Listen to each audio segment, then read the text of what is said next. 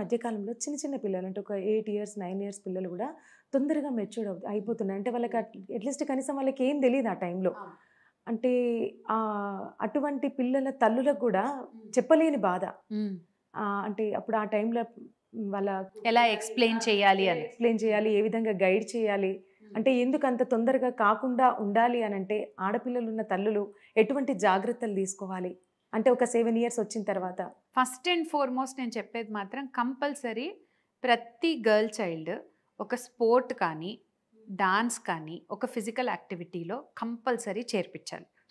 ఎందుకంటే వాళ్ళు ఏదైతే ఫుడ్ తీసుకుంటున్నారో ఇప్పుడు దాదాపుగా సగం పైన ఫుడ్స్ అన్నిట్లో కూడా చీజ్లో, ఆయిల్స్, కల్తీలో ఇవన్నీ గ్యారంటీగా ఉంటున్నాయి. సో వాళ్ళ ఇమ్యూనిటీ మనం పెంచాలి అని అంటే వాళ్ళు ఆడుకోవాలి. మనం అందరం కూడా చిన్నప్పుడు మట్టిలో పడి పిచ్చి పిచ్చిగా ఆడుకునేవాళ్ళం. అందుకనే ప్రాబబ్లీ ఇప్పుడు కూడా ఇంకా గట్టిగా ఉన్నాం. బట్ ఇప్పుడున్న కిడ్స్ ఎక్కడికి వెళ్ళట్లేదు, ఎవరితో ఆడుకోవట్లేదు, ఓటమి గెలుపు ఏవి తెలియట్లేదు. సో అందుకని ఏది కూడా వాళ్ళకి అర్థం కాని పరిస్థితిలో ఉంటున్నారు. స్కూల్కి వెళ్ళడం, చదువుకోవడం, ఇంటికి రావడం, ఇంట్లో ఉండటం, మళ్ళీ సాయంత్రానికి చదువుకోవడం, లేకపోతే టీవీ చూడటం, లేదంటే ఫోన్ చూడటం, ఇంతే. This is their entire cycle. But most important ఏంటి అని అంటే ఈవినింగ్ టైంలో డెఫినెట్గా ఏదో ఒక స్పోర్ట్లో పెట్టడం ఒకటి. రెండోది ఏంటంటే ఉన్న వాటిల్లో మోస్ట్ హెల్దీ ఫుడ్స్ని బేబీస్కి ఇవ్వడం.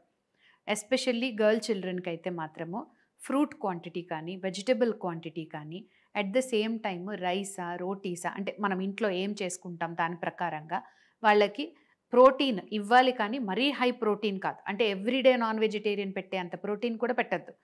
సో ఎప్పుడైతే మనము హై నాన్ వెజిటేరియన్ పెట్టుకుంటూ ఎక్కువ క్రీమ్స్, చీజ్, పాస్తాస్, నూడిల్స్ ఇట్లాంటి ఫుడ్స్ ఎక్కువ పెట్టి burgers, pizzas, everything has cheese. So too much of cheese, too much of ghee ఇది ఎక్కువైతే ఎప్పుడైతే పెడుతున్నామో ఆటోమేటిక్గా kids are getting matured early. ఇంతకుముందు ఏంటి అని అంటే ఇంత నాన్ వెజిటేరియన్ కానీ ఇంత చీజ్ కానీ మనకు అవైలబిలిటీలో ఉండేది కాదు. సో అందుకని అంత పెట్టేవాళ్ళు కాదు. పెట్టే నెయ్యి కానీ ఆయిల్ కానీ కూడా లిమిటెడ్ క్వాంటిటీస్. సో పెట్టేవాళ్ళు కాబట్టి ఆ 12-13 ఇయర్స్కే మెచ్యూర్ అయ్యేవాళ్ళు, ప్రాబ్లమ్స్ లేకుండా ఈజీగా ఉండేది. అండ్ మదర్కి కూడా ఎక్స్ప్లెయిన్ చేయడం తేలికైపోయేది. But now everything has changed. So you yourself are giving them to bad food. So food ఒకటి, స్పోర్ట్స్ ఒకటి, ఇవి రెండు మాత్రం ప్రతి మదర్ కంపల్సరీ చూసుకోవాల్సిందే. Okay ma'am.